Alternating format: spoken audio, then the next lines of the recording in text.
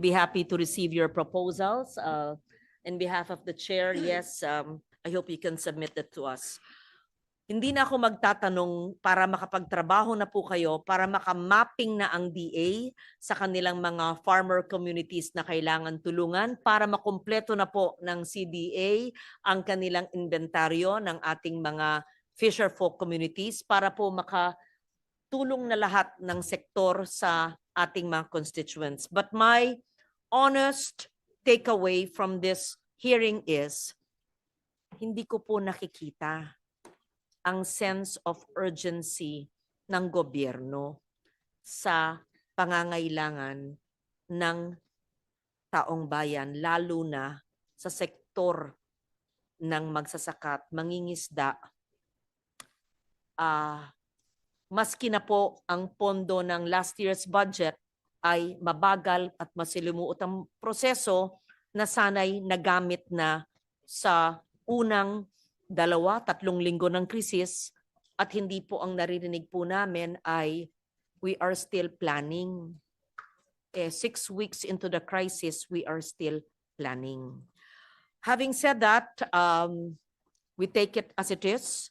At sa pangalawang hearing, kung meron man or TWG, imungkahi ko sa chair na sana ang ating mga ahensya ng gobyerno ay magsumite ng mas konkretong plano, at hindi lang po plano by the time na sagawa na po sa mga komunidad na nangangailangan. Sa ganang akin, ang tingin ko po, ang direktong ayuda na mabibigay natin sa mga magsasaka at mangingisda ay kung maliban sa pagpasa namin ng excise tax na tinatanggal, ay suspindihin na muna ang VAT or ibaba mula sa 12 hanggang 10%. Kung sinasabi ng executive na mababawasan ang revenues ng gobyerno at walang pang-ayuda, ito'y diretso na. Hindi mo na kinolekta, dadaan pa sa gobyerno, iaayuda mo. Kung binaba mo sa 12 to 10, ramdam na kaagad ng mangingisda at ng magsasaka at ng MSME sector ang pagbawas ng buwis, at least VAT, sa petrolyo. Mungkahi ko yan, hindi ko alam kung agree yung chair, he would probably agree. Ito po'y nakasaad sa aking Bayanihan 3 na panukalang batas. Pangalawa po ay dinuskusyon dito, hindi kailangan ang DA na maging Department of Importation. Meron po tayong Agriculture Act na sinabatas ko po nung bata po ako. Tumanda na ako dito sa Senado, hindi naman pinapatupad at ini-implement ng puspusan ang Organic Agriculture Act. Nung bata pa rin ako sa una kong termino, meron tayong Republic Act 9003, Ecological Solid Waste Management, diniskusyon dito na dapat ang lahat ng organic or food waste ay ginagawang organic fertilizer. Pag gamitin natin yan, ay sigurado ako, hindi kailangan ganyang kalaking importation, or probably we don't have to import at all. Pangatlo, ang ating GAA 2025 sa mga hindi na obligate o nagamit na pera, 8 and 10 na narinig ko po, ay dapat puspusan in next 5 days, 7 days, kailangan matapos na yung masalimuot na proseso ng gobyerno para magamit sa fuel subsidy sa mga magsasaka at sa mga mangingisda for transport and fuel subsidy. Pang-apat, yung kaninang hinihiling ko na action plan sana sa DA na ang mga alam ninyong producers ng pagkain, ikokonekta nyo diretso sa merkado. At kung walang sasakyan, siguradong wala silang sasakyan, ay mag-arkila gamitin ang inyong MOE o yung karagdagan budget mula sa continuing appropriations ng GAA 2025, ay mabubunuton sila ng tinik na tinulungan ng gobyerno sila sa pamamagitan ng rented vehicles or trucks at libreng fuel, at yung mga gutom at nangangailangan ng hindi lang kakainin, kundi ibebenta ng muli, ay na-deliver natin ng libre sa tulong ng gobyerno. Panglima ay kung meron tayo, kung forward-looking sana, ang gobyerno, ang DA at ang ibang ahensya ng gobyerno.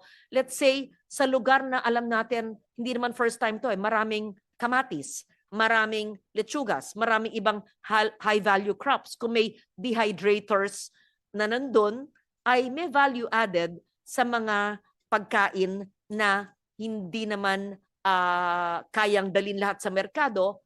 Kung may dehydrator sana, then we can have all these chips na ibebenta sa merkado.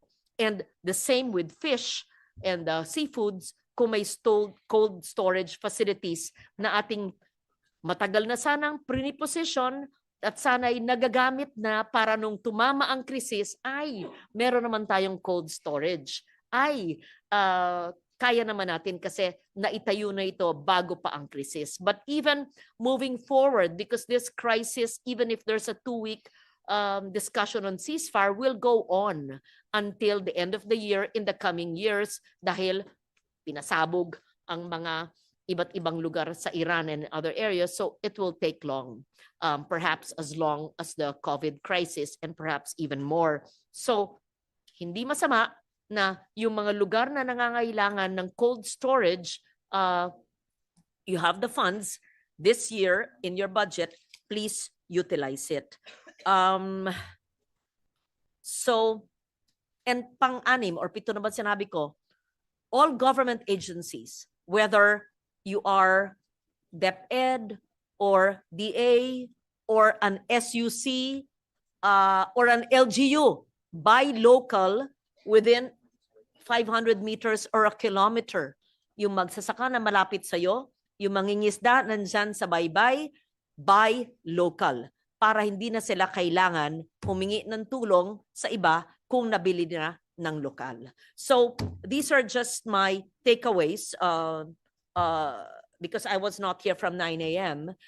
In the past 1.5 hours I've been here, and I hope that's clear with everyone. So because we are not content with the output of the committee hearing, because it seems para bang ang gobyerno ay hindi handa sa krisis, bagamat 6 na linggo na nandyan, for many reasons, ay bibigyan po namin kayong pagkakataon magsumite ng hindi PowerPoint, hindi yung business as usual na presentasyon na parang inyong budget, kung hindi, kakaibang action plan ayon sa nangyayaring mahal ang bilihin, mahal ang petrolyo.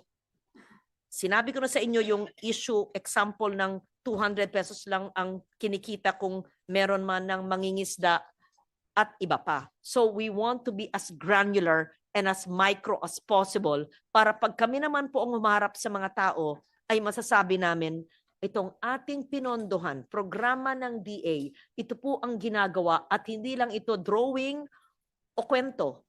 Ito po ang ehemplo at ito po ang mga good news ng storya. At ito po ang impact sa buhay nila. Sila ay nakabenta, sila ay guminhawa, ganun. So we don't like to see PowerPoint programs. We want to see programs implemented on the ground, and you're able to show us and tell us the impact on our long-suffering people. We deserve better than what this hearing came out with. We cannot tell our people all the time, kasi po kulang, kasi. We should hubarin natin ang ugali ng kasi ng gobyerno at ng Pilipino. I'm sorry, I have to call a spade a spade. And I'm not pinning the blame on one department alone. It is a whole of nation approach. All of us, ang ambag natin ay ang ating attitude na hindi summer vacation at hindi business as usual. And I'm sure everybody's working hard, but I was looking forward to seeing a greater sense of urgency and more concrete action plan from government. Thank you very much for your patience. I will await the inputs from those who did not complete the action plan within the week, and the chair will be advised so he can share with the members of the committee. Having said that, maraming salamat po. We suspend the consideration of Senate Resolution 346. And yes, there will be probably another hearing or TWG. I leave it to the chair. Thank you. Salamat po.